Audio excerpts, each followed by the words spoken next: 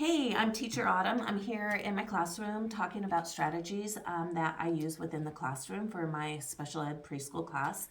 One of the things we do is I'm working for, so you can see it's a token reward board.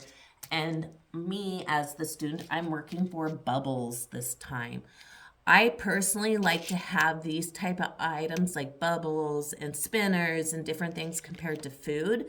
I am more about these types of treats than food treats. So, um, anyhow, so how this would work is typically I use it at the beginning of the school year or when a student just transitions into the classroom and they really don't understand or want to do the classroom activity, it being a small one, a large one. So I set up the board.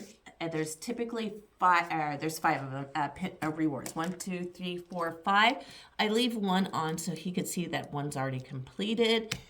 And then I say, okay, you can have a penny if you put one purple one in. So I might wait for him or I might visually show him, oh, there's one. Can you do one?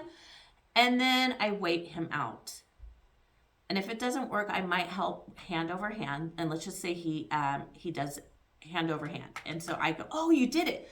Penny on. And then I show him penny on at the beginning. And then I give him the penny and then he puts it on. So once he's used to the process, typically I just say penny on and he puts it on himself. And then I'll say, hey, can you put the blue one in? And let's just say he does it.